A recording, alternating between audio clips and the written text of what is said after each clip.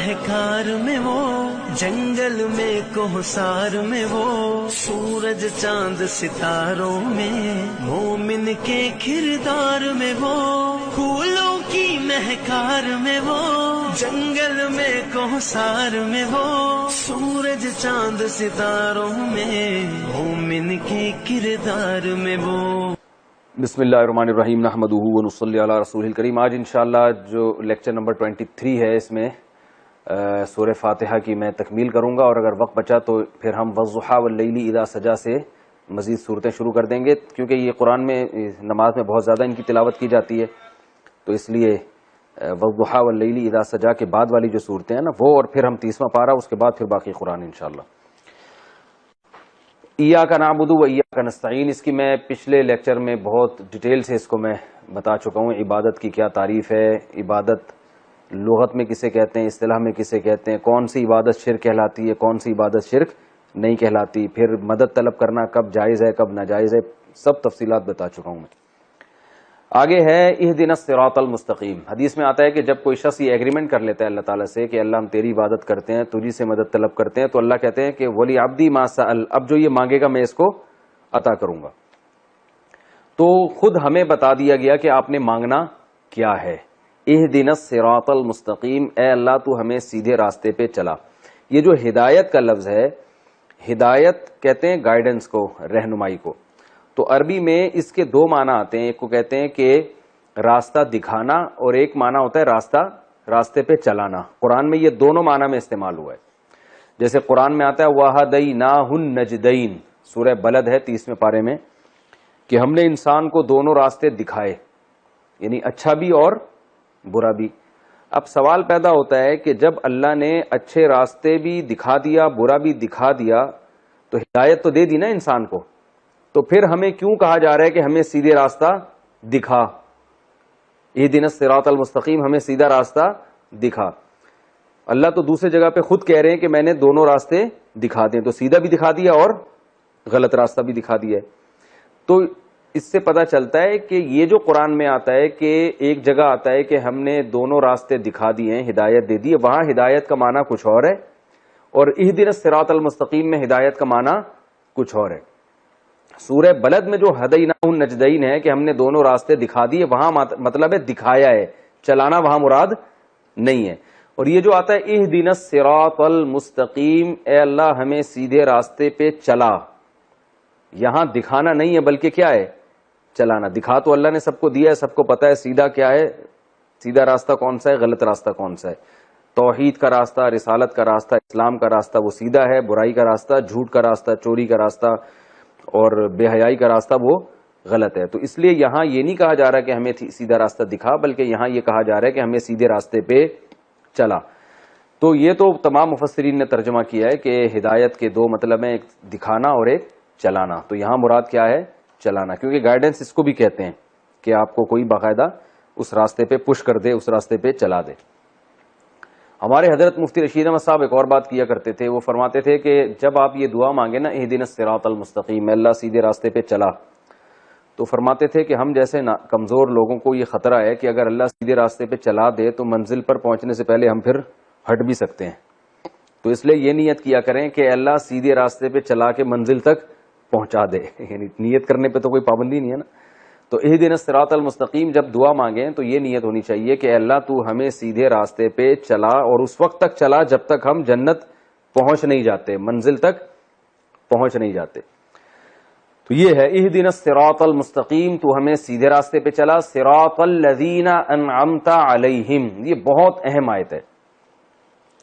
دیکھیے اللہ نے جو بتایا کہ سیدھے راستہ اللہ سے مانگو، تو آگے سیدھے راستے کو جو ڈیفائن کیا جا رہا ہے وہ یوں نہیں کہ سیدھا راستہ وہ ہے جو قرآن اور حدیث کا راستہ، صراط القرآن والحدیث، 100% سیدھا راستہ قرآن و حدیث ہی کا راستہ ہے، 100% وہی ہے۔ لیکن یہاں یہ نہیں کہا جا رہا کہ قرآن و سنت کے راستے پہ، بلکہ کہا جا رہا صراط الذین انعمت علیہم، ان لوگوں کا راستہ جن پر تو نے انعام کیا۔ وجہ اس کی یہ ہے کہ انسان کی نیچر یہ ہے کہ وہ لوگوں کو فالو کرتا ہے، وہ کتابوں کو فالو نہیں کرتا، یہ انسان کی نیچر ہے۔ اور دوسرا اس میں ایک اشارہ تو یہ ہے، تو اللہ تعالیٰ انسان کی نیچر کو جانتے ہیں، تو نیچر کے حساب سے بات کی ہے کہ اللہ لوگ دنیا میں دونوں طرف کے ہوں گے، انعام یافتہ بھی اور وہ بھی جن پر تیرا غضب ہوا ہوگا، تو مجھے جو ہے نا ان لوگوں کے راستے کو فالو کرنا ہے جو انعام یافتہ ہوں. یہ انسان کی نیچر کے حساب سے بات کی جا رہی ہے، کیونکہ انسان کو دیکھ کے اس کے پیچھے چلتا ہے. وہ کتاب بھی کسی انسان کی لکھی ہوئی ہوگی نا، لیکن اسے انسانوں میں وہ سیرت نظر آنی چاہیے. پھر وہ انسانوں کو دیکھ کے، اگر صرف دین اور وہ جو حق صرف کتابوں میں ہو، انسان دنیا میں نہ ہو کوئی بھی اس کو فالو کرنے والے، تو پھر کوئی بھی انسان اس کو فالو نہیں کرے گا. انسانوں کو دیکھ کے، جیسے وبا ہے نا، انسانوں کو انسانوں سے لگتی ہے، کتابوں سے تھوڑی لگتی ہے. وبا انسانوں کو کہاں سے لگے گی؟ انسانوں سے لگی. آج جو کرونا وائرس پھیلا ہوا ہے وہ انسانوں کو انسانوں سے کہا جا رہا ہے سوشل ڈسٹینس رکھیں. تو جیسے بیماریاں انسانوں سے لگ کے ملٹی پلائی ہوتی چلی جاتی ہیں، ایسے ہدایت کے جو جراثیم ہیں وہ بھی ایک دوسرے سے لگتے ہیں. تبھی آپ یہ دیکھیں کہ رسول اللہ صلی اللہ علیہ وسلم جب دنیا میں آئے تو اللہ تعالیٰ نے آپ صلی اللہ علیہ وسلم کو کیا فرمایا کہ ہم آپ کو یہ کتاب دے رہے ہیں، تو آپ کی ذمہ داری ہے، 28ویں پارے کی آیت ہے، یعلمہم الکتاب والحکمہ، نبی کی ذمہ داری ہے کہ یہ ان کو کتاب سکھائیں گے. تو صحابہ کرام کو قرآن سمجھنے کے لیے باقاعدہ ایک شخصیت بھی دی گئی ہے جن کو محمد صلی اللہ علیہ وسلم کہا جاتا ہے. حالانکہ وہ عربی زبان ہم سے زیادہ جانتے تھے، ان کو یہ گرامر پڑھنے کی ضرورت نہیں تھی، تو ان کو قرآن کے لیے نبی کی بالکل بھی ضرورت بظاہر نہیں تھی. لیکن اللہ نے بتایا کہ یہ قرآن کون ڈیفائن کرے گا؟ محمد صلی اللہ علیہ وسلم. تو ان کی شخصیت کو دیکھ کے اس قرآن کو فالو کرنا ہے تم نے، یا یوں بھی کہہ سکتے ہیں کہ اس قرآن کو سامنے رکھ کر اس شخصیت کو فالو کرنا ہے. اور آپ سوچیں کہ نبی نے صحابہ کو سکھایا، تو کیا یہ پاسبل ہے کہ جو بعد میں تابعین آئے وہ خود سے قرآن سمجھ لیں گے، وہ کسی شخصیت سے نہیں سیکھیں گے؟ یہ ممکن نہیں ہے نا، کیونکہ جب صحابہ براہ راست قرآن نہیں سمجھ پائیں گے بلکہ نبی ان کو سکھائیں گے، تو یہ کیسے ممکن ہے کہ تابعین صحابہ سے سمجھے بغیر خود سے سمجھنا شروع کر دیں گے؟ یہ بھی ممکن نہیں ہے.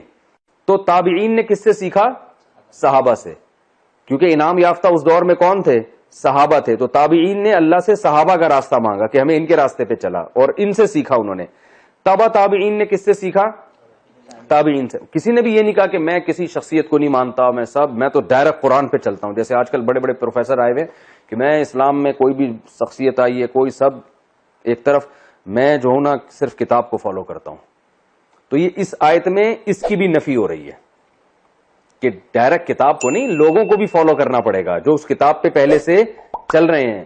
تو ایسا نہیں ہو سکتا کہ لوگ دنیا سے سارے ختم ہو جائیں اور آپ ایک فنٹر اٹھ کے پیدا ہوئے ہیں اور کہہ رہے ہیں کہ میں کتاب پہ چلوں گا باقی سارے تو غلط تھے. تو ایسا ہو نہیں سکتا.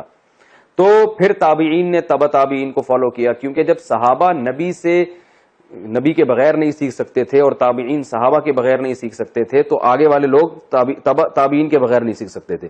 تو اس لیے یاد رکھیں کہ نیک لوگوں کا باقاعدہ ایک روحانی سلسلہ نسب ہوتا ہے. علماء کا، صلحاء کا، یا ان سے وابستہ جتنے نیک لوگ ہیں، وہ سارا سلسلہ یہاں سے لے کے نبی صلی اللہ علیہ وسلم تک پہنچتا ہے، اور وہ صدیوں میں ایک سیکنڈ کے لیے بھی ڈسکنیکٹ نہیں ہوا ہے. اگر کسی کا سلسلہ ڈسکنیکٹ ہو رہا ہے تو وہ انعام یافتہ لوگوں سے خود بخود خارج ہو جائے گا، وہ انعام یافتہ لوگوں کی فہرست میں داخل ہو ہی نہیں سکتا. تو جتنے نئے نئے فرقے ایجاد ہو رہے ہیں نا، جو کہتے ہیں ہم کسی کو نہیں مانتے، ہم صرف قرآن و حدیث کو مانتے ہیں، تو ان کے باطل ہونے کی دلیل خود قرآن میں موجود ہے کہ یہ قرآن کو براہ راست سیکھنے کی کوشش کر رہے ہیں. ان لوگوں سے سیکھنے کی کوشش نہیں کر رہے جو ان سے پہلے ہیں، جنہوں نے اپنے سے پہلوں سے سیکھا، اور انہوں نے اپنے پہلوں سے سیکھا، اور انہوں نے اپنے پہلوں سے سیکھا، اور ہوتے ہوتے یہ سلسلہ کہاں تک پہنچا؟ رسول اللہ صلی اللہ علیہ وسلم تک. تو نبی صلی اللہ علیہ وسلم کتاب بھی دے کے گئے ہیں، اور کتاب سکھانے والے رجال بھی دے کر گئے ہیں، افراد بھی دے کے گئے ہیں. جو افراد نبی دنیا سے جاتے ہوئے دے کر گئے ہمیں، ان میں عبداللہ بن مسعود ہیں، ان میں سب سے پہلے تو خلفائے راشدین ہیں، ان میں پھر امی عائشہ رضی اللہ تعالی عنہا، اور معاذ بن جبل، حضرت ابو ہریرہ، اور بڑے بڑے صحابہ عبداللہ بن مسعود، معاذ، یہ سارے لوگ تھے کہ انہوں نے پھر آگے دین سکھایا ہے لوگوں کو، لوگوں نے ان سے سینہ بسینہ سیکھا ہے. پھر یہ لوگ آگے اپنے شاگردوں کو چھوڑ کر گئے ہیں، جیسے عبداللہ بن عباس کے مشہور شاگرد طاؤس ہیں، اکرمہ ہیں، اور بہت سارے شاگرد ہیں، حضرت مجاہد جو مشہور تابعی ہیں، عبداللہ بن مسعود کے سینکڑوں درجنوں شاگرد ہیں. تو وہ سارے شاگردوں کا سلسلہ، پھر ان کے شاگرد آپ کسی بھی عالم سے، چاہے وہ سعودی عرب میں ہو، چاہے وہ مصر میں ہو، چاہے وہ بر صغیر میں ہو، کوئی بھی ریلائبل عالم ہوگا نا، آپ اس سے پوچھیں گے کہ آپ نے علم کس سے سیکھا، تو وہ پورا اپنا سلسلہ نسب رسول اللہ صلی اللہ علیہ وسلم تک بتا سکتے ہیں. کوئی بھی ایسا نہیں ہے جو بتا نہ سکے. وہ الگ بات ہے زبانی ہر ایک کو یاد نہیں ہوتا، لیکن وہ تھوڑی تحقیق کریں گے تو یہ سلسلہ کہاں تک پہنچے گا؟ نبی صلی اللہ علیہ وسلم تک. تو اس لیے کوئی بھی ایسا شخص درمیان میں آتا ہے جو اپنا روحانی سلسلہ نسب نبی تک نہیں بیان کر سکتا، یا اس کے پاس یعنی وہ مانتا ہی نہیں ہے، تو اس کا مطلب وہ کبھی بھی سیدھے راستے پہ نہیں ہو سکتا، وہ قرآن کی اپنی طرف سے تشریح کر رہا ہے. تو نبی نے رجال کو کتاب بھی دی اور کتاب سکھانے والے افراد بھی دیے جن کو صحابہ کہا جاتا ہے. صحابہ نے آگے قرآن بھی ٹرانسفر کیا اور قرآن و سنت سکھانے والے افراد بھی تیار کیے. پھر جن کو صحابہ نے تیار کیا ان کو تابعین کہا جاتا ہے. تابعین نے آگے کتاب بھی دی اور کتاب سکھانے والے افراد بھی جن کو تبع تابعین کہا جاتا ہے. پھر تبع تابعین نے بھی یہی کام. تو یہ سلسلہ آج تک. تو آج بھی جو علماء ہیں وہ اپنے پہلوں سے انہوں نے سیکھا اور اگلی نسل کو وہ کتاب بھی دیں گے اور کتاب کی تعلیمات بھی دیں گے، یعنی سکھا کے جائیں گے کتاب، صرف کتاب پکڑا کے نہیں جائیں گے. تو یہ جو درس ہو رہے ہیں ہمارے ہو رہے ہیں، یہ دوسرے علماء کے ہوتے ہیں. یہ وہی ہے کہ پچھلے لوگوں نے جو رجال چھوڑے، افراد چھوڑے اور کتاب ان کے حوالے کی، تو وہ اب یہ امانت کہاں ٹرانسفر کر رہے ہیں؟ اگلی امتوں میں. تو انہی سلسلے میں اہل حق لوگ رہیں گے، اس سے ہٹ کے نہیں ہو سکتے. اس پر ایک اشکال ہوتا ہے کہ بہت سے ایسے لوگ ہیں جن کا باقاعدہ ایک روحانی سلسلہ ہے، صدیوں تک چلا آ رہا ہے، انہوں نے سیکھا اپنے پہلوں سے، اور وہ بڑے بڑے گمراہ لوگ ہیں. ان میں بھائی بہت سے ایسے لوگ ہیں، انہی علماء میں گمراہ بھی تو ہوتے ہیں نا، حالانکہ ان کے اساتذہ بھی ہوتے ہیں، اساتذہ کے اساتذہ بھی. اور یہ سلسلہ کہاں تک پہنچتا ہے؟ نبی صلی اللہ علیہ وسلم تک. اس کا جواب یہ ہے کہ یہ ہرگز دعویٰ نہیں ہے ہمارا کہ جس کا بھی روحانی سلسلہ نبی تک پہنچے گا وہ سارے صحیح ہوں گے. مقصد یہ ہے کہ جس کا نبی صلی اللہ علیہ وسلم تک روحانی سلسلہ نہیں پہنچتا وہ صحیح نہیں ہو سکتا. یعنی ہدایت پر آنے کی پہلی شرط یہ ہے کہ آپ کا روحانی سلسلہ نبی تک ہونا چاہیے. اس کے بعد پھر مزید شرطیں بھی ہیں کہ آپ ان لوگوں کو فالو بھی کرتے آ رہے ہو. ایسا تھوڑی کہ آپ کا ایک سلسلہ ہے، آپ نے اپنے پہلوں سے دین سیکھا لیکن سیکھنے کے بعد آپ نے اس میں تحریف کر دی. تو ایسے بہت سارے لوگ ہیں، بدعتی بہت سارے ہیں جو باقاعدہ مانتے ہیں، اہل اللہ کو بھی مانتے ہیں اور کتابوں کو بھی مانتے ہیں اور حدیث کو بھی مانتے ہیں، مگر اپنی طرف سے تشریحات کیا کر دیتے ہیں؟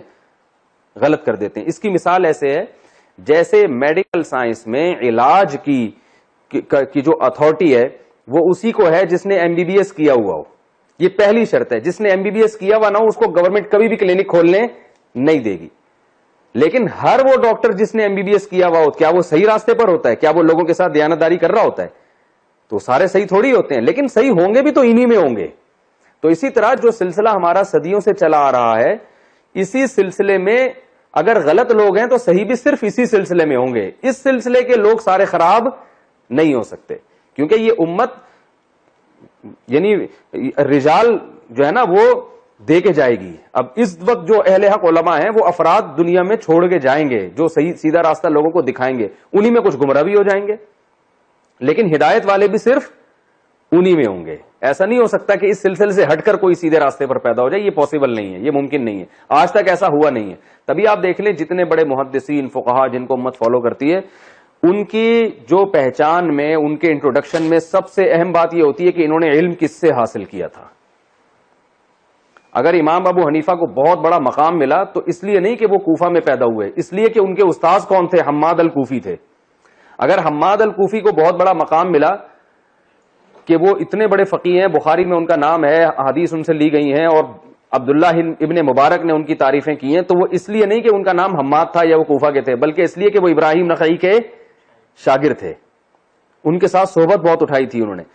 ابراہیم نخعی رحمۃ اللہ علیہ کو اگر بہت بڑا مقام ملا، امام بخاری ان کا نام بڑے ادب احترام سے لیتے ہیں اور بہت بڑی دنیا عرب عجم ان کو مانتے ہیں کہ بہت بڑے فقیہ تھے، تو وہ اس لیے نہیں کہ ان کا نام ابراہیم تھا، بلکہ اس لیے کہ وہ علقمہ اور اسود کے شاگرد تھے جو بخاری مسلم کے راویوں میں سے. اگر علقمہ اور اسود کو بڑے بڑے علماء فقیہ مانتے ہیں اور ان کے بارے میں یہ کہا جاتا ہے کہ بہت سے صحابہ سے یہ علم میں بڑے ہوئے تھے، تو وہ اس لیے نہیں کہ ان کا نام علقمہ تھا یا ایک کا نام اسود تھا یا وہ اجمی تھے، بلکہ اس لیے کہ وہ عبداللہ بن مسعود کے شاگرد تھے. سمجھ رہے ہیں نا, ان کی صحبت اٹھائی تھی انہوں نے. عبداللہ ابن مسعود رضی اللہ تعالیٰ عنہ کو اگر دنیا جانتی ہے اور ان کا نام ادب و احترام سے لیا جاتا ہے, اور جب وہ مدینہ آتے تھے تو حضرت عمر ان کے احترام میں کھڑے ہو جایا کرتے تھے, وہ اس لیے نہیں کہ ان کا نام عبداللہ تھا یا وہ عرب میں پیدا ہوئے تھے یا وہ ایک جو ہے نا عربی زبان بولتے تھے, نہ, بلکہ اس لیے کہ انہوں نے نبی صلی اللہ علیہ وسلم کی صحبت بہت طویل عرصے اٹھائی تھی. تو یہ سلسلہ صدیوں سے چلا آ رہا ہے. حضرت مفتی تقی عثمانی صاحب کو آج جو دنیا مانتی ہے صرف اس لیے نہیں کہ ان کا علم زیادہ ہے, بلکہ اس لیے کہ انہوں نے اپنے وقت کے بڑے بڑے علاموں کی صحبت اٹھائی, ان کے شاگرد ہیں. تو یہ اس سلسلے سے ہٹیں گے تو پھر نہیں ہوگا. وہ مفتی محمد شفیع صاحب رحمۃ اللہ علیہ سے انہوں نے علم حاصل کیا, انہوں نے مفتی رشید احمد صاحب سے علم حاصل کیا, انہوں نے علامہ ظفر عثمانی سے سیکھا. تو جیسے قوم کا پتہ باپ سے چلتا ہے نا بھائی, مادی لحاظ سے آپ بڑے اونچے نسب کے ہو, اس کا پتہ کس سے چلے گا کہ آپ بیٹے کس کے ہو؟ بھائی اگر کوئی بادشاہ سلامت کا بیٹا آ رہا ہے, سعودی عرب کے محمد بن سلمان کا بیٹا آئے گا, تو آپ ایک دم نسبت احترام میں کھڑے ہو جائے گا, بھائی آپ تو بڑے عالی نسب ہو, کیونکہ آپ کس کے بیٹے ہو؟ محمد بن سلمان کے. تو اس کو بڑا پروٹوکول دینا, جو بھی چاہے مخالفین بھی ہوں حمایتی بھی ہوں, عزت دیں گے, بھائی آپ کس کے بیٹے ہو؟ محمد بن سلمان کے.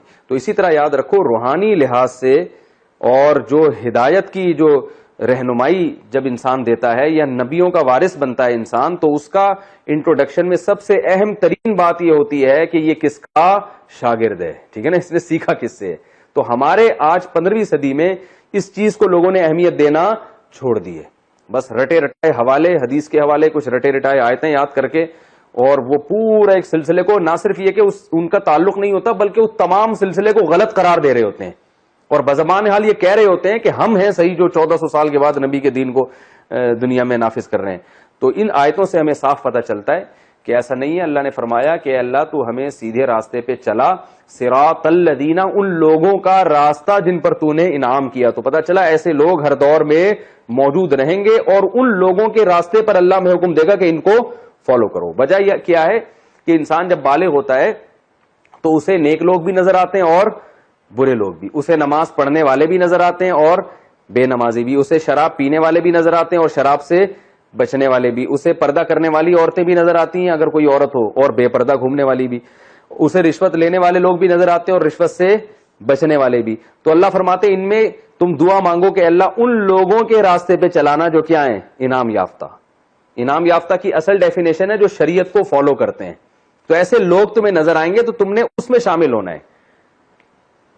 یہ بات سمجھ میں آ گئی ہے؟ تو اس لیے یہ عنوان اختیار کیا گیا. یوں نہیں کہا گیا کہ اللہ تو ہمیں سیدھے راستے پر چلا, وہ یعنی وہ قرآن اور حدیث کا راستہ, وہ بالکل صحیح ہے, قرآن و حدیث ہی کا راستہ سیدھا راستہ ہے, لیکن اس کو لوگ بھی تو فالو کریں گے نا. تو یہ ایک ہی چیز کے دو نام ہے, قرآن و حدیث کا راستہ اور قرآن و حدیث کو فالو کرنے والے لوگوں کا راستہ. اس میں یہ بھی اس اعتراض کا جواب ہو گیا جو لوگ ہم سے کہتے ہیں نا تم امام حنیفہ کو فالو کرتے ہو, قرآن و حدیث کو فالو کرتے ہو. یہ سوال کو ایک دوسرے کے مقابلے میں لا کے کرنا ہی جہالت پر مبنی ہے. یعنی ایسا ہو گیا تم علماء کو فالو کرو گے یا قرآن و سنت کو فالو کرو گے. تو یہ سوال ہی احمقانہ ہے. یہ ایسے ہو گیا جیسے تم اپنے دور میں انعام یافتہ لوگوں کو فالو کرو گے یا قرآن و سنت کو فالو کرو گے. تو بھائی جو انعام یافتہ لوگ ہیں وہ قرآن و سنت ہی کو فالو کرتے ہیں. لہذا ایک ہی چیز کے دو نام ہیں, انعام یافتہ کو فالو کرنا یا قرآن و سنت کو فالو کرنا. یہ ایک ہی چیز کے دو نام ہیں. ان کو ایک دوسرے کے مقابل میں لا کے پیش کرنا یہ جہالت ہے. یہ ایسے ہی ہے جیسے ایک گاڑی حیدرآباد کی طرف جا رہی ہے اور آپ کو یقین ہے کہ یہ کہاں جا رہی ہے, حیدرآباد. آپ اس گاڑی کو فالو کرنا شروع کر دیا. اب کوئی آپ سے پوچھ رہا ہے کہ تم حیدرآباد کے راستے کو فالو کرو گے یا اس گاڑی کو فالو کرو گے, تو آپ کہو گے بھائی جب یہ گاڑی ادھر ہی جا رہی ہے تو آپ یوں کہیں کہ میں اس گاڑی کو فالو کر رہا ہوں یا یوں کہیں کہ میں حیدرآباد کو فالو کر رہا ہوں. یہ ایک ہی چیز کے دو نام ہیں. تو انعام یافتہ لوگوں کا جو راستہ ہے, جو علماء صلحاء کا راستہ ہے, جن علماء صلحاء کا برحق ہونا ثابت ہو جائے, ان کے راستے کو فالو کرنا قرآن و سنت ہی کو فالو کرنا ہے. تو اللہ نے ان لوگوں کا ذکر اس لیے کیا, ایک تو اس نظریے کی نفی کے لیے کہ جو لوگ خود سے سمجھتے ہیں نا کہ ہم قرآن و سنت میں کسی کی رہنمائی نہیں چاہیے, ہم خود سے جو سمجھیں گے ہماری سمجھ میں آئے گا, سارے فقہا محدثین کو وہ ایک طرف رکھ دیتے ہیں. آج کل جو آ رہے ہیں آپ کو اس طرح کے نئے نئے لوگ پیدا ہو رہے ہیں, وہ کسی کی تحقیق کو نہیں مانتے, کہہ رہے ہیں میری اپنی تحقیق ہے. تو یہ اس نظریے پر رد ہے اس میں. اور دوسرا اس میں یہ اللہ نے انسانی فطرت کی رعایت کی ہے کہ انسان جو ہے نا وہ انسانوں کو دیکھ کے فالو ہوتا ہے, تبھی فالو کرتا ہے. تبھی آپ دیکھیں کتابیں لکھنے سے لوگ باطل لوگ اتنے پریشان نہیں ہوتے. ڈاکٹر ذاکر نائک سے جب میری ملاقات ہوئی تو انہوں نے ایک بات کہی کہ جو انڈیا میں ان کے پروگرام ہو رہے تھے ڈاکٹر صاحب کے, اس میں بہت سارے غیر مسلم کیمرے کی سامنے مسلمان ہو رہے تھے نا. تو انہوں نے کہا مجھے بہت لوگوں نے یہ کہا, جو حکومت انڈیا کی طرف سے, جو وہاں سے مجھے یہ میسج آیا, حکومت کی طرف سے براہ راست تو نہیں, یعنی وہاں کے لوگ جو حکومت کے مزاج کو سمجھتے تھے, انہوں نے کہا کہ آپ اسلام کی بھرپور طریقے سے تبلیغ کریں, آپ دلائل دیں, لیکن یہ جو لوگ کنورٹ ہو رہے ہیں نا, مسلمان ہو رہے ہیں, ان کو کیمرے کی اسکرین پہ نہ لے کر آئیں, یہ چھپڑ میں ہو جائیں, سائڈ پہ ہو جائیں, ان کو بولے ذرا چھاؤں میں آؤ. وہاں انہوں نے نہیں بولا, یہ میں خود بول رہا ہوں, ٹھیک ہے نا, ڈاکٹر صاحب نے تھوڑی بولا, ان کو بولا ذرا چھاؤں میں آؤ. یہ انہوں نے بزبان حال وہ کہہ رہے تھے بھائی ان کو ذرا سائڈ پہ لے جائیں, چھاؤں میں لے جائیں, وہاں جا کے کلمہ پڑھا دیں. یہ اسکرین پہ نہیں آنی چاہیے یہ چیز. وجہ کیا ہے کہ اس کے آنے سے جو اثر پڑ رہا ہے نا دوسرے غیر مسلموں پر, وہ آپ کے ڈائلاگ سے اور آپ کی اسپیچ سے اور آپ کے دلائل اور حوالوں نمبر سے اثر نہیں پڑ رہا. تو ڈاکٹر صاحب نے یہ بات کہی مجھے, انہوں نے کہا ہم نے کہا کہ ہم یہ تقریر چھوڑ دیں گے, لیکن یہ جو غیر مسلم مسلمان ہو رہے ہیں نا, ان کو کیمرے کی اسکرین پہ لانا ہمارے لیے زیادہ اہم ہے اسٹیج پہ کھڑے ہو کر اسلام کا دفاع کرنے سے, کیونکہ ہماری اس تقریر سے اتنا فائدہ نہیں ہوتا جتنا ایک غیر مسلم جب اسلام قبول کرتا ہے اور اس کو کیمرے کی آنکھ سے دکھایا جاتا ہے. اس بیس پر ان کو انڈیا سے نکلنا پڑا, جو انڈیا سے ان کو نکالا گیا اسی بیس پہ نا کہ اتنے ہندو دھڑا دھڑا مسلمان ہو رہے ہیں, بھائی یہ کیا کر رہے ہو, تو چھپ کے کرو, ان کو مسلمان اسکرین پہ نہیں آنا چاہیے. اگر وہ اس پہ ایگری ہو جاتے تو وہ انڈیا سے شاید ان کو نکلنے پر مجبور نہ کیا جاتا. ان کو جو انڈیا سے نکلنے پر مجبور کیا گیا ہے وہ اسلام کی اسپیچ پہ نہیں, اسلام کے بارے میں, اسلام کی تبلیغ پہ نہیں, بلکہ اس لیے کہ اتنے لوگ آپ دکھا رہے ہیں کیمرے کے سامنے. انہوں نے کہا میں اس پہ کمپرومائز نہیں کر سکتا. وجہ اس کی یہ کہ یہ ایک غیر مسلم کا کیمرے کی اسکرین کے سامنے آ کے کلمہ پڑھ لینا, یہ ہمارے لیے زیادہ, اس کا آؤٹ پٹ بہت زیادہ ہے بنسبت جو ہماری وہ تقریر ہے. تو انہوں نے قربانی دی اللہ کے لیے. انہوں نے کہا بھائی مقصد ویژن کو سامنے رکھا جاتا ہے نا, ویژن کے لیے قربانی دی جاتی ہے, ذرائع کو تھوڑی دیکھا جاتا ہے, مقاصد کو سامنے رکھا جاتا ہے. تو انہوں نے کہا یہ تو یہاں اسٹیج پہ کھڑے ہو کر بیان کرنا ایک ذریعہ ہے تبلیغ کا, ہدف تو کیا ہے, ہدف تو یہ ہے کہ غیر مسلم مسلمان ہو. تو وہ اس کے لیے انہوں نے قربانی دی, اور وہ اب دیکھیں ملیشیا میں کیسے زندگی گزار رہے ہیں. تو اب میں واضح کرتا ہوں کہ یہ کیوں ہوا. وجہ کیا ہے کہ جب کوئی غیر مسلم مسلمان ہوگا تو وہ لوگ ہیں نا, لوگ مسلمان ہو رہے ہیں نا, تو اس کا اثر دوسرے غیر مسلموں پہ زیادہ پڑے گا, کیونکہ لوگ کس کو فالو کرتے ہیں, لوگوں کو. اب سمجھ میں آئی بات, یہ اہدنا الصراط المستقیم کا مطلب. وہ دلائل دے رہے ہیں, لیکن لوگوں کو جب لوگ نظر نہیں آئیں گے نا اسلام قبول کرتے ہوئے, تو لوگوں پر اتنا اثر نہیں پڑے گا. کتاب کو اتنا زیادہ اثر نہیں کرتی.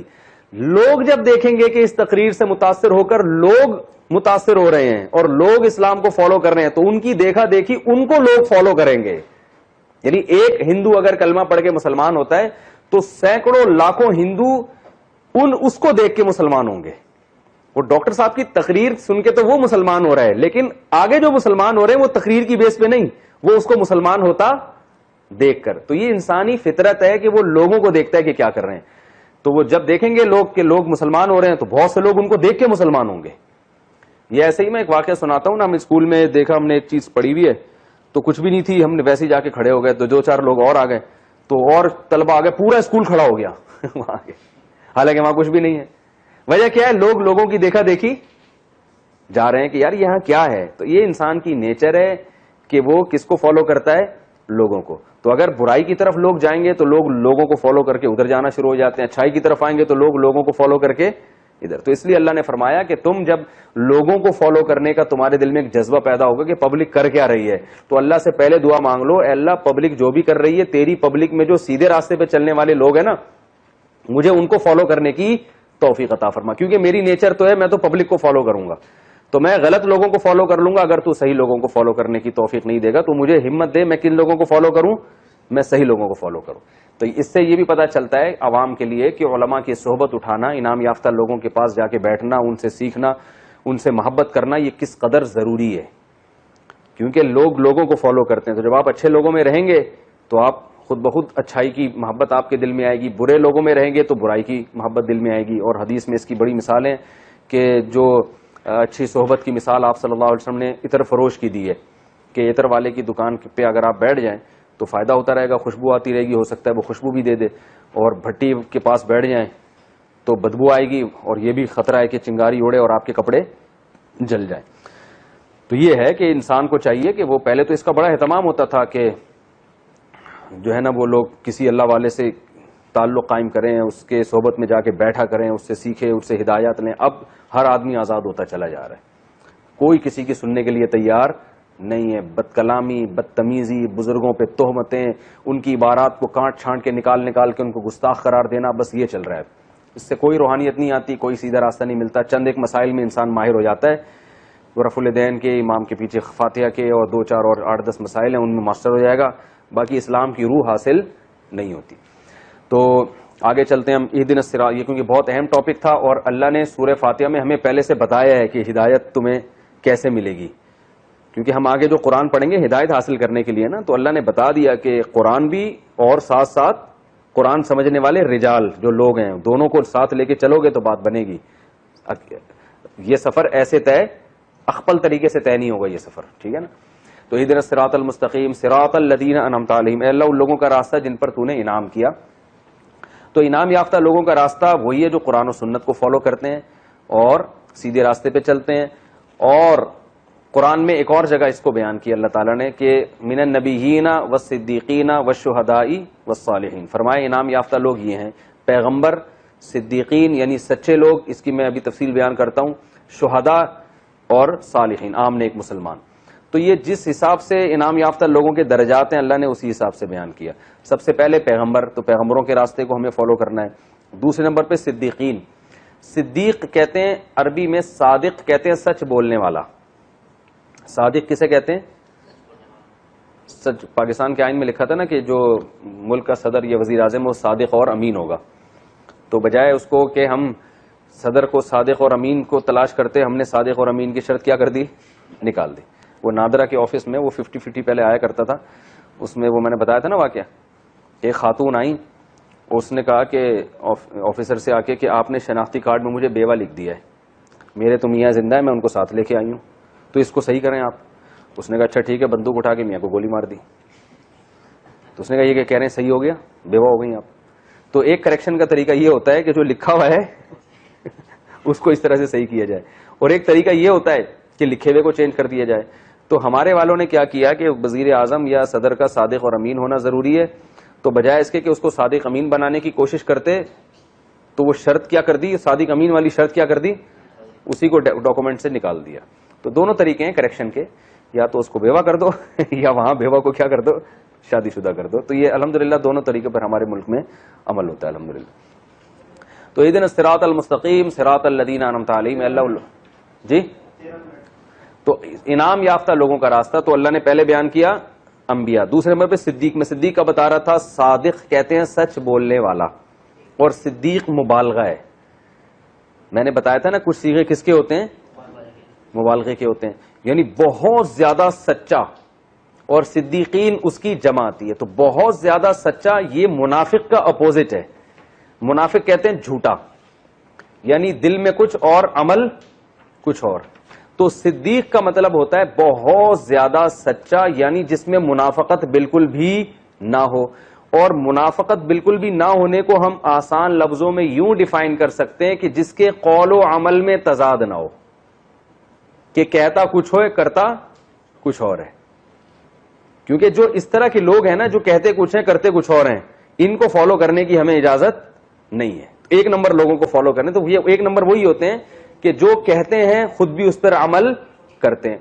ایک بات ہو گئی. دوسری بات کہ بعض لوگ کہتے ہیں کیا ہی غلط رہے ہوتے ہیں, لہذا وہی اسی غلط پہ چل بھی رہے ہوتے ہیں. سمجھ رہے ہیں نا بھائی, منافق تو وہ بھی نہیں ہوتے نا, وہ کہہ غلط رہے ہوتے ہیں, کہتے ہیں بھائی شراب صحیح ہے لہذا ہم پیتے ہیں, چھپ کے تھوڑی پیتے ہیں, بتا کے پیتے ہیں. تو یہ بھی تو منافق نہیں ہوا نا, قول و عمل میں تضاد تو نہیں ہے نا. تو یاد رکھیں اس سے وہ قول مراد ہے جو قول بھی صحیح ہو. صدیق میں وہ سچا کہ جو کہتا بھی کیا ہو, صحیح بات کہتا ہو, اور پھر اس پر عمل بھی کرتا ہو. اور صحیح بات کہنا علم کے بغیر ممکن نہیں ہے, وحی کی ہدایت کے بغیر درست نتیجے تک پہنچنا ممکن نہیں ہے. اور وحی کا علم یا تو پیغمبروں کو ہوتا ہے یا علماء کو ہوتا ہے جو پیغمبروں کے وارث ہیں. اس لیے علماء نے لکھا ہے کہ صدیق کا مفہوم یہ ہے وہ علماء جن کا عمل ان کے علم کے مطابق ہو. یہ بہت زبردست تفسیر ہے صدیق کی. اب لوگ کہتے ہیں صدیق میں کہاں لکھا ہوا ہے علماء جن کا عمل ان کے, یہ اس طرح سے سمجھ میں آئے گی پوری بات. کیونکہ علماء وہ بات علم صحیح ہوتا ہے ان کے پاس، لہذا وہ جو قول کریں گے وہ قول بھی کیا ہوگا؟ صحیح. لیکن یہ ضروری نہیں ہے کہ وہ جو عالم صحیح بات کر رہا ہو اس پر عمل بھی کرتا ہو، کیونکہ فاسق فاجر بھی تو ہوتے ہیں نا، 2 نمبر بھی تو مولوی ہوتے ہیں نا مارکیٹ میں. تقریر تو بہت اچھی ہے لیکن عمل کیا ہے؟ زیرو ہے. تو اس لیے اس سے مراد کیا ہے؟ با عمل علماء. اور ویسے بھی اللہ کے ہاں انبیاء کے بعد سب سے بڑا مقام با عمل علماء کا ہے. تو اس ترتیب کے حساب سے بھی ہے، یہ پوری امت کا اجماع ہے کہ انبیاء کے بعد اللہ کے ہاں سب سے بڑا مقام کس کا ہے؟ با عمل، یعنی نبی کے بعد سب سے بڑا مقام ہے با عمل علماء کا. تو صدیق جو انعام یافتہ لوگ ہیں، سب سے پہلے پیغمبر، اس کے بعد با عمل علماء. تیسرے نمبر پہ شہداء. شہداء کو یہاں ذکر اس لیے کیا کہ شہداء کا مطلب یہ ہے کہ جنہوں نے دین کے لیے اپنی جان کی بازی لگا دی، تو جن کے جذبات ایسے ہوں دین کے لیے قربانی دینے کے اور اتنا زیادہ آخرت کی طلب ہو، تو ان لوگوں کو بھی ہمیں فالو کرنے کا اللہ نے حکم دیا. والصالحین چوتھے نمبر پہ بیان کیا کہ عام نیک مسلمان جو اتنے اونچے مراتب پر تو نہیں ہے لیکن وہ سیدھے راستے پہ چلنے والے. تو یہ 4 طرح کے لوگ ہیں جو اللہ نے فرمایا انعام یافتہ ہیں. تو ان کا خلاصہ یہی ہے کہ جو بھی شریعت کو فالو کر رہا ہے، جو جتنا زیادہ فالو کر رہا ہے اس کو اتنا زیادہ ہمیں فالو کرنے کا حکم ہے. تو یہ ہے صراط الذین انعمت علیہم. آگے غیر المغضوب علیہم ولا الضالین. دیکھیں یہ اللہ تعالیٰ کی رحمت ہے کہ جب ہمیں سیدھا راستہ بتا دیا، جب ہم کسی کو سیدھا راستہ بتاتے ہیں نا تو ہمارا اسٹائل کیا ہوتا ہے؟ بھائی یہ حیدرآباد کا راستہ ہے، آپ نے یہاں جانا ہے، اسی راستے پہ چلو تو پہنچ جاؤ گے. یہ نہیں بتاتے کہ اس پہ بھی نہ چلو اور اس پہ بھی نہ چلو. یہ بتانے کی ضرورت نہیں رہتی. بھئی یہ والا راستہ ہے، یہ جا رہا ہے، بس اس پہ چلو. لیکن اگر کوئی بتانے والا بہت ہی مشفق ہو، اس کو یہ خطرہ ہو کہ پتہ نہیں یہ غلطی سے اس کے ذہن میں شیطان بعد میں یہ ڈال سکتا ہے کہ یہ والا راستہ تو ہے، ہو سکتا ہے یہ والا بھی ہو اور یہ والا بھی، تو وہ ساتھ میں یہ بھی بتائے گا کہ اس راستے پہ تو چلنا ہے، اس پہ بھی نہیں چلنا اور اس پہ بھی نہیں چلنا. جیسے ہم بتا رہے ہوتے ہیں نا، یار تم ہائی وے پہ جاؤ گے نا تو جو ہے وہ ایک مجھے کینچر جھیل جانا تھا بچوں کو لے کے، تو گوگل میپ پہ میں نے دیکھا، ہم چلے گئے ہائی وے سے، وہ آئی نہیں رہی وہ کینچر جھیل، پتہ نہیں کدھر نکل گئے. ایک بورڈ لگا ہوا، وہاں چڑھ کے گھومے تو کئی گھنٹے لگ گئے اور بھٹک گئے راستے میں ہم، کیونکہ گوگل میپ میں وہ پتہ نہیں کوئی نیا، وہ پرانا کوئی راستہ ڈلا ہوا تھا. تو جو میں نے پھر کسی سے پوچھا راستہ وہاں پہ، تو انہوں نے کہا دیکھیں یہاں سے جب آپ آگے جائیں گے نا تو 2 راستے آئیں گے، دونوں کینچر جھیل کو جاتے ہیں.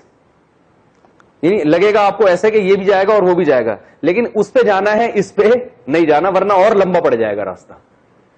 تو یہ بھی گائیڈنس کا ایک طریقہ ہوتا ہے کہ آپ کو جب اشتباہ ہونے لگتا ہے کسی چیز میں کہ ہو سکتا ہے یہ بھی سیدھا راستہ ہو، کیونکہ منزل تک پہنچنے کے بہت سے راستے ہوتے ہیں نا، تو پھر جو آپ کا خیر خواہ ہوتا ہے وہ آپ کو بتاتا ہے بھائی اس ٹریک پہ تو چلنا ہے، اس پہ نہیں چلنا، تو وہ ساتھ میں یہ بھی بتا دیتا ہے. تو اللہ نے بتایا کہ تم انعام یافتہ لوگوں پہ چلو اور مجھ سے دعا مانگو، لیکن 2 لوگ ایسے ہیں جو تمہیں دیکھنے میں انعام یافتہ لگیں گے مگر وہ انعام یافتہ ہیں نہیں. ان پہ پہلے سے بتا رہا ہوں کہ نہیں چلنا ہے. لگے گا تمہیں یہ کہ وہ انعام یافتہ ہیں، اور وہ ہیں یہود و نصارہ. سمجھ رہے ہیں نا؟ وہ دیکھنے میں تمہیں اس لیے لگے گا کہ تمہیں جب اہل حق دیکھو گے نا تو تمہیں بےچارے سارے غریب غربا سے نظر آئیں گے، تمہیں ترقی میں سب سے پیچھے، نہ ان کے پاس کوئی اچھے سائنسدان ہوں گے، نہ ان کے پاس اچھے حکمران ہوں گے، لاک ڈاؤن پہ بھی کوئی عمل نہیں کر رہا ہوگا، ایسے حکمران ہوں گے. 2 مہینے سے مسجدیں بند ہوں گی، ایک مخصوص فرقے کو جلوس کی اجازت مل جائے گی. ٹھیک ہے نا؟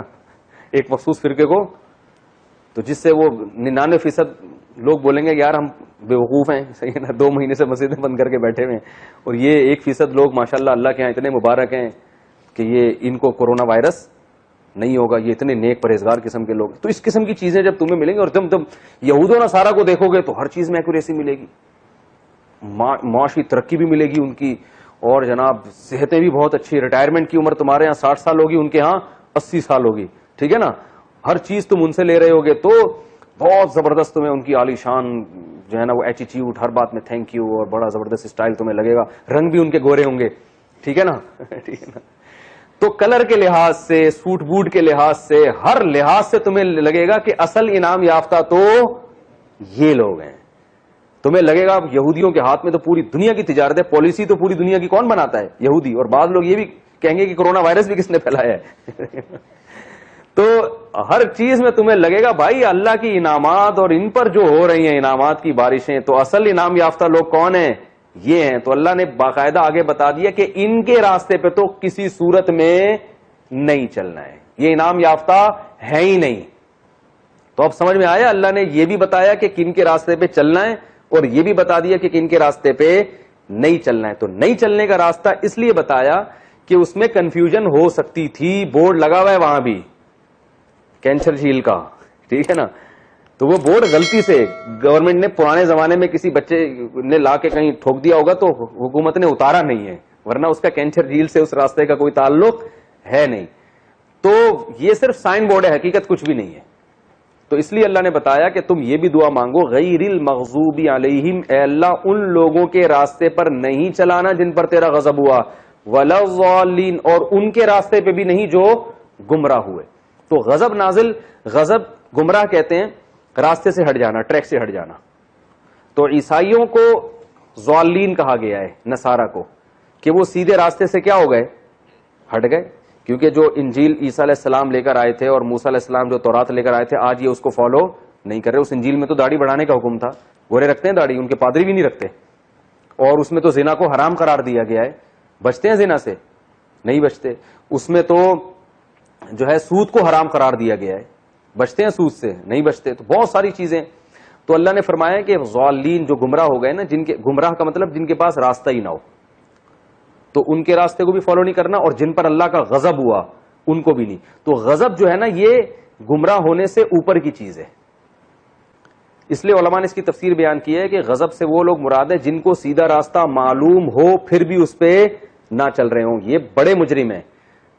تو یہودی بھی جو ہے نا, ان کو سیدھا راستہ عیسائیوں سے زیادہ معلوم ہے, کیونکہ آج تورات میں تحریف کم ہوئی ہے, انجیل میں زیادہ. تو ان کے پاس سیدھا راستہ جو ہے اور اسلام کے برحق ہونے کے دلائل, وہ عیسائیوں کے پاس جتنے دلائل ہیں نا اس سے زیادہ کس کے پاس ہیں, یہودیوں کے. تبھی آپ دیکھیں یہودی اپنی شریعت کو آج بھی بہت سی چیزوں میں فالو کرتے ہیں, اس لیے کہ ان کے پاس شریعت محفوظ ہے. عیسائیوں کے پاس تو کچھ بچا ہی نہیں ہے بیچاروں کے پاس. تو یہودی آج بھی ذبح کر کے کھاتے ہیں کیونکہ ان کے پاس تورات کی وہ آیتیں موجود ہیں, داڑیاں بھی رکھتے ہیں, تورات کی آیتیں موجود ہیں ان کے پاس, تورات میں لکھا ہوا ہے کہ داڑھی بڑھاؤ. تو اللہ نے فرمایا کہ ان کے پاس تو علم ہے اسلام کے برحق ہونے کا, اس جان بوجھ کر یہ کیا کرتے ہیں, اسلام کو فالو نہیں کرتے, اور اپنے پیغمبروں کو بھی انہوں نے جان بوجھ کر فالو نہیں کیا. دیکھیں نا موسیٰ علیہ السلام کے ساتھ کیا کیا ان لوگوں نے. اور عیسائی کیا, ان بیچاروں کے پاس سیدھا راستہ ہے ہی نہیں, سرے سے گائیڈنس ہی ختم ہو گئی. تو یہ سیدھے راستے سے ہٹ گئے. تو غضب کس پر ہوا, ان لوگوں پر جن کو راستہ معلوم تھا پھر بھی نہیں چلے, یہ زیادہ بڑے مجرم ہیں. اور اس سے کم درجے کے مجرم ہوئے جن کے پاس اب سیدھا راستہ ہے ہی نہیں, تو بھٹک گئے وہ. تو اس لیے اللہ فرماتے ہیں کہ ان لوگوں کے راستے پہ بھی نہیں چلنا جن پر غضب نازل ہوا, اور ان لوگوں کے راستے پر بھی نہیں چلنا جو راستے سے ہٹ گئے. تو یہ آیت میں تو عموم ہے. عموم اس لیے ہے کہ جو بھی علم کے باوجود گمراہی اختیار کرے گا تو اس پہ بھی نہیں چلنا, اور جس کے پاس سرے سے علم ہی نہ ہو اس کے راستے کو بھی فالو نہیں کرنا. اس میں وہ تمام صوفیہ بھی داخل ہو گئے جو نیک تو بہت ہوتے ہیں مگر علم ان کے پاس نہیں ہوتا. لوگ ان کی بزرگی کو دیکھ کر ان کو فالو کر رہے ہوتے ہیں کہ یار گنجے کے سر پہ ہاتھ رکھا, بال نکل آئے اور پھونک لگائی اور بندہ کھڑا ہو کے بیٹھ گیا. یہ نہیں دیکھتے کہ کہاں سے علم حاصل کیا. بھائی نالج ہے, نالج والج کچھ نہیں ہے, بس ہوائی باتیں, آسمانی باتیں کر رہے. یوٹیوب پہ دیکھ لیں آپ, بہت سے ایسے لوگ ہیں آسمانی باتیں ہیں, بس وہ حضرت جی نے فرمایا دامت برکاتہم نے جواب میں یہ فرمایا, پھر حضرت جی نے جواب, کوئی قرآن و حدیث سے ان کو ذرا بھی مناسبت نہیں ہوتی. تو اللہ نے فرمایا کہ یہ وہ لوگ ہیں جن کے پاس سیدھا راستہ ہے ہی نہیں, اور کچھ ایسے ہیں جن کے پاس ہے مگر جان کر پھر بھی عمل نہیں کرتے. تو دونوں کے راستے پہ تم نے نہیں چلنا ہے, اور اس کا اولین مصداق ہیں یہود اور نصارہ. تو یہ سورہ فاتحہ میں ہمیں پہلے اللہ نے بتا دیا کہ بھئی ایسے سیدھا راستہ تمہیں ملے گا اور ان لوگوں کے راستے پہ کو تم نے فالو نہیں کرنا. تو اس کے بعد آگے جو پورا قرآن سورہ بقرہ سے شروع ہو رہا ہے وہ پھر سیدھا راستہ اللہ نے اس میں بیان کیا اور بتایا کہ ان کو دیکھو کہ اس راستے پہ چلنے والے جو لوگ تمہیں نظر آئیں تو ان کو تم نے فالو کرنا شروع کر دیتا. پھر آگے پورا قرآن ہے. تو یہ پھر انشاءاللہ ہم اب اگلے لیکچر میں باقی قرآن شروع کریں گے. اور میں نے جیسے شروع میں بتایا اب ہم سورہ والضحیٰ واللیل اذا سجا سے لے کر الم تری تک جتنی صورتیں ہیں پہلے اس کو کمپلیٹ کریں گے, کیونکہ وہ بھی نماز میں بہت زیادہ پڑھی جاتی ہیں. اس کے بعد ہم اما پارا سے شروع کر کے 30واں پارا, پھر 29واں پارا, اور پھر اس کے بعد ہم سورہ بقرہ, بلکہ اس میں بھی ہم کوشش کریں گے پہلے جو مشہور صورتیں ہیں نا قرآن کی, سورہ یاسین, سورہ رحمان, سورہ واقعہ, جو لوگ زیادہ پڑھتے ہیں ان کی تفسیر مکمل کر کے پھر ہم انشاءاللہ سورہ بقرہ سے شروع کریں گے. اللہ تعالیٰ سمجھنے کی عمل کی توفیق عطا فرمائے. کی مہکار میں وہ، جنگل میں کوہسار میں وہ، سورج چاند ستاروں میں مومن